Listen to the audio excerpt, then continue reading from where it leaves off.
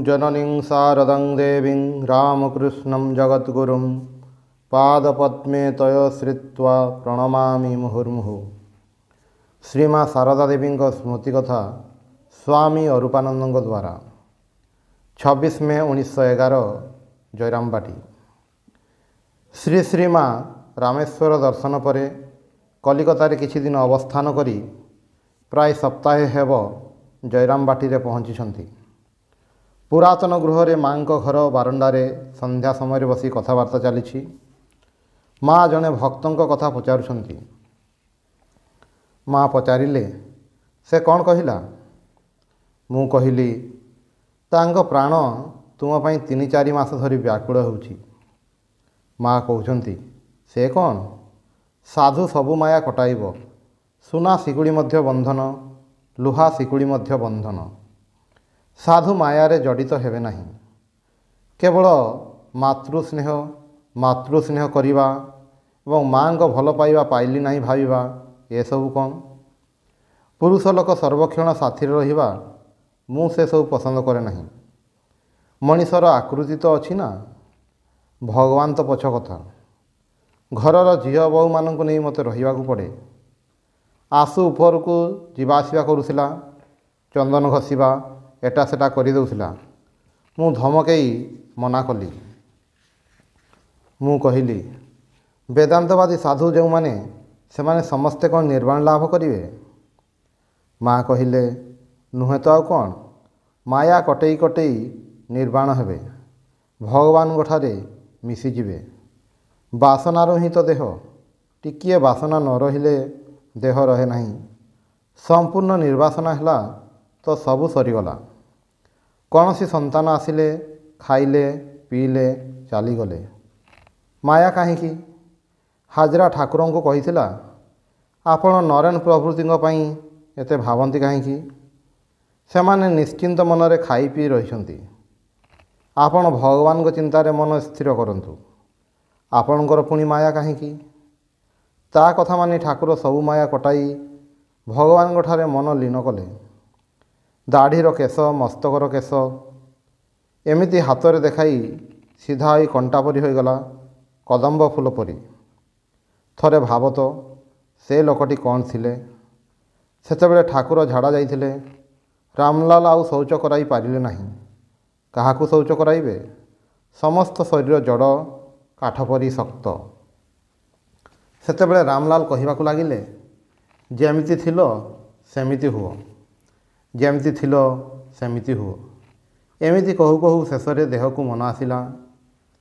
दयारे मन को ओल्हाई रखुथिले। जगिन देह रखिबा समय रे निर्वाण मागिले।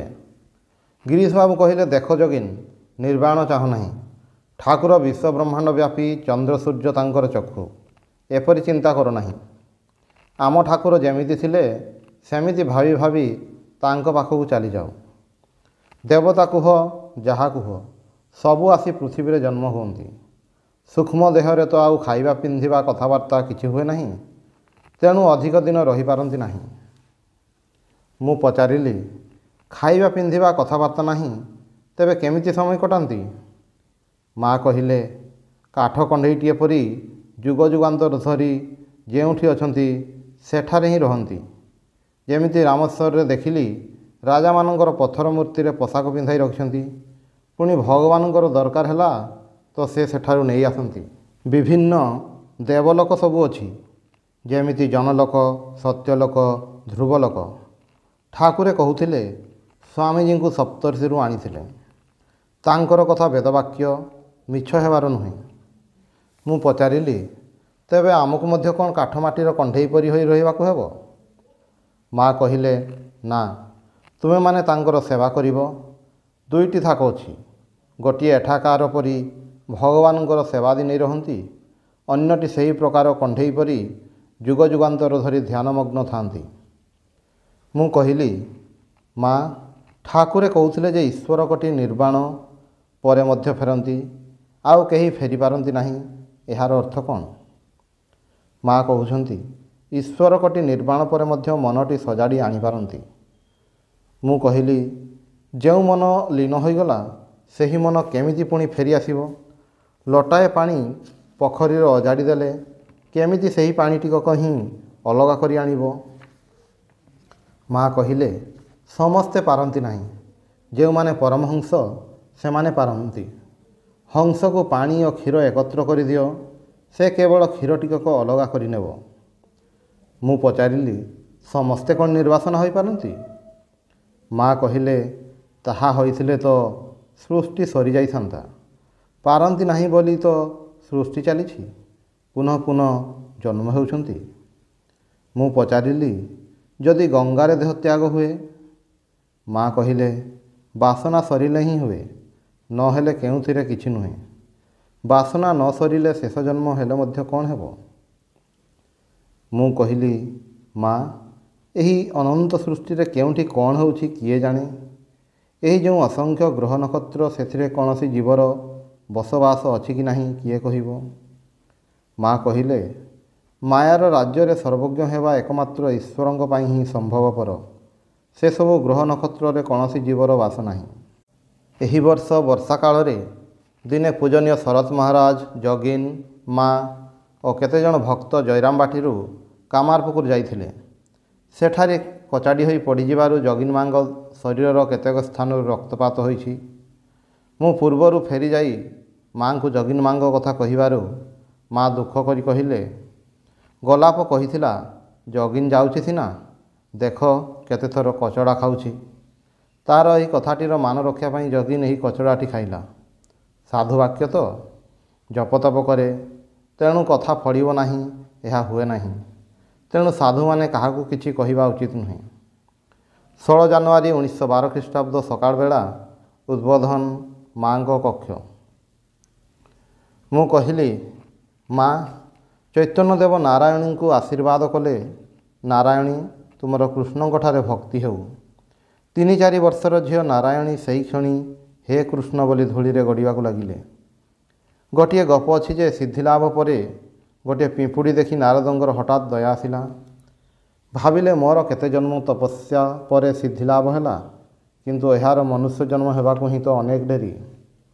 ସେ ଦୟାର ବଶବର୍ତ୍ତୀ ହୋଇ ପିମ୍ପୁଡ଼ିଟିକୁ ଆଶୀର୍ବାଦ କଲେ, ମୁକ୍ତ ହୋଇଯା, ମୁକ୍ତ ହୋଇଯା। ସଙ୍ଗେ ସଙ୍ଗେ ପିମ୍ପୁଡ଼ିଟି ପକ୍ଷୀ, ପଶୁ ଇତ୍ୟାଦି ଇତର ଜୀବଦେହ ଧାରଣ କରି କ୍ରମେ ମନୁଷ୍ୟ ହେଲା। ମନୁଷ୍ୟ ଦେହରେ ଅନେକ ଜନ୍ମ ଭୋଗ କରି କ୍ରମେ ତପସ୍ୟାରେ ମନ ଲଗାଇଲା ଏବଂ ଭଗବାନଙ୍କୁ ଆରାଧନା କରି ମୁକ୍ତ ହେଲା। ଏହିସବୁ ଅସଂଖ୍ୟ ଜନ୍ମର ଲୀଳା ନାରଦଙ୍କ ଚକ୍ଷୁ ସାମ୍ନାରେ ଯେପରି ମୁହୂର୍ତ୍ତକରେ ହୋଇଗଲା। ତେଣୁ ମହାପୁରୁଷଙ୍କ କୃପା ହେଲେ ତ ସେହି କ୍ଷଣି ହୁଏ। ମା କହିଲେ, ତାହା ହୁଏ।